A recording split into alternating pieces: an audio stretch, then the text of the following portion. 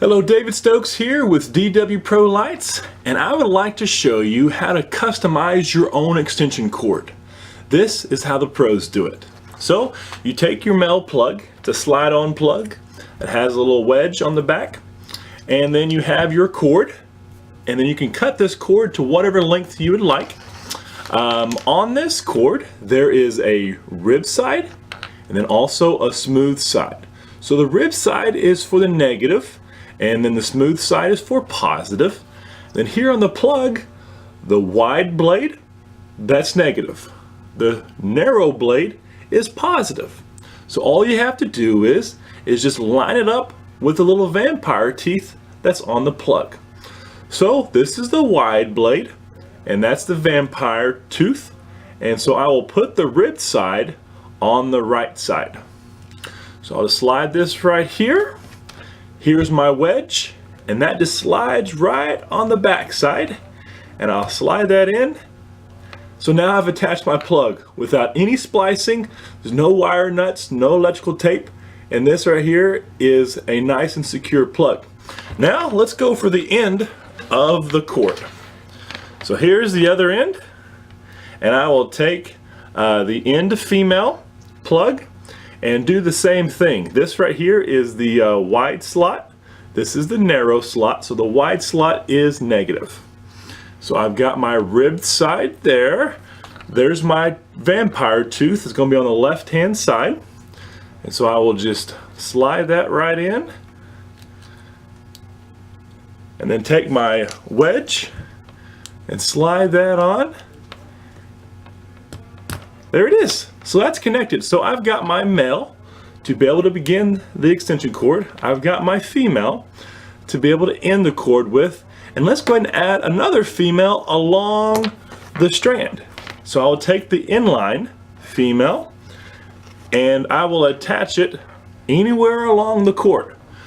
Oh, let's see. Let's do it right there. I'm going to get my wide slot. It's got the vampire tooth there on the left side.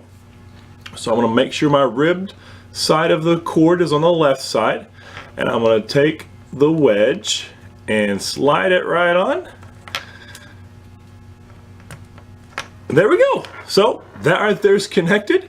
I've got my male, female inline, and female end, and I can add as many of these females along the cord as I'd want. So if you want to split off and light some bushes or light your pathway or go up on the roof to light your C9s, these cords make it great to customize it so that you can have a low profile but also get your power where you need it. So it's great for LED lights to go around your house. So thanks for tuning in, and hope to see you next time.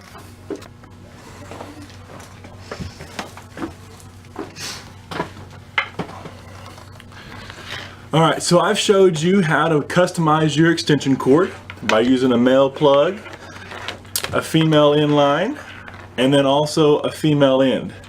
And now I'd like to show you how to customize your socket cord.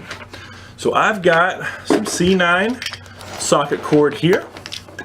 This right here is a standard plug that's already on this 25 footer. And so I've got my male plug. Let's just say that we're on the roof line and we've gone 80 feet.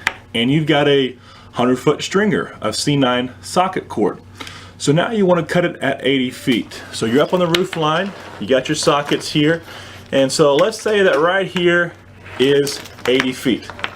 And so now I'm going to go ahead and cut this cord. So I'll take my cutters, snip it off. Now I've got two options here. I can either tape this off with electrical tape, so you just fold this over and tape it with some electrical tape, or you can add a plug onto it to be able to keep on going with your customized extension cord. So let's go ahead and add a female plug. So I've got my female inline here, and so it's kind of the same steps that you would do on the lamp cord as you would on the socket cord, because it's the exact same cord, it's just got sockets already built onto it. So here's my female end plug, and so I want to line the negative with the ribbed side. So there is the wide slot, and that's got the vampire tooth on the left side. So I will slide this in and then take my wedge and slide that right on the back side. And that slides right on. And so now I've got me a plug here. And so then I can plug in anything that I want to on the end of this right here. All right, so I've got my customized socket cord. Here's the plug that comes with it. And then I went 80 feet. And here is the end plug that I attached to it. Now I'm ready to add another female plug along the socket cord line because I want to light a wreath. And so instead of having to run another extension cord, I can just Y off of this cord here by adding a female plug. So I've got my wide slot there, and I'm gonna line that up with the vampire tooth.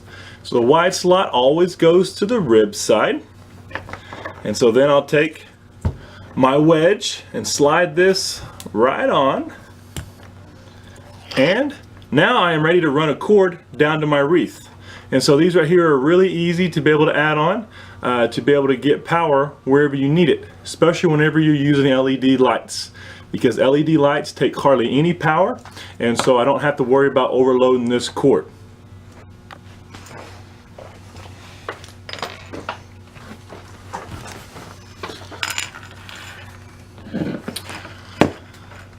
Alright, so we've got our socket cord customized to whatever length we'd want it. We have added a female plug along the line to be able to go down to our wreath. There might be a time to where you need to remove a C9 socket. And so say you've gone a little ways and you know the socket is not where you want it to be. So you can remove these sockets from the socket cord. So I've got some channel locks here that will make it pretty easy. And so how I do it is I try to squeeze this plug pretty close to the wire there. And so as I squeeze it, you'll see some separation that are on these sides here. And so you're gonna have to squeeze it pretty hard to be able to get that to release, and then it'll just pop right off. So let me see here. And so that right there pops right off. All right, so that's a easy way to be able to do it without damaging your cord too much. And so I've got this here, and I would just put some tape around that to be able to seal those puncture holes. And let's say that we want to move the socket over just a hair. So I'll take my replacement socket and just make sure that it's facing the right way. It doesn't matter as far as the rib side or the smooth side, just in the right direction that you want it to go. And so then I'll take my little backer, and this backer right here will just slide over the top, and then I'll just clamp that down with my channel locks. And so that right there will work the same way as a slide-on plug does. And so I'll take my channel locks, and I'll just squeeze it on that side, so that's pushed it down, and then I'll go over here to the other side, and that's pushed that part down. So it's really simple to be able to move a plug. You'll just need the replacement socket, because once you remove a plug from the cord, you won't be able to use that plug anymore, but you can just put another socket on there. And so that's a nice easy way to be able to replace a socket or to move a socket.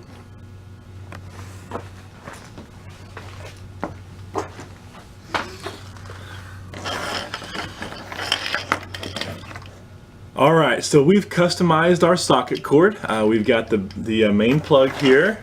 We've gone around and put in an inline female, and then also we've got our end female as well. And so now that we've got the socket cord customized, we can start screwing in these bulbs. And so these right here are the C9 SMD bulbs. I've chosen warm white for this application here. So you just take and just slide these sockets right in. And the beauty of being able to have the socket cord where you have the socket cord separate from your C9 bulbs is that you can customize it. If they're pre-stranded on here, like if these bulbs come this way and they're stuck in here, usually you can't cut that cord, so you can't customize it. And that makes it pretty difficult on being able to light your roof line or your paths and stuff like that. So that's why I like to get the socket cord separate from the bulbs. That way I have that flexibility. And also if a light bulb has an issue, I can just unscrew it and replace it with another one. Obviously on these LED bulbs, they do last a really long time. So there's not really that many times that you'll need to replace a bulb. But I do like that flexibility in case I never needed to. So what I would like to do here is actually show you how to add an icicle light to this strand of C9 bulbs.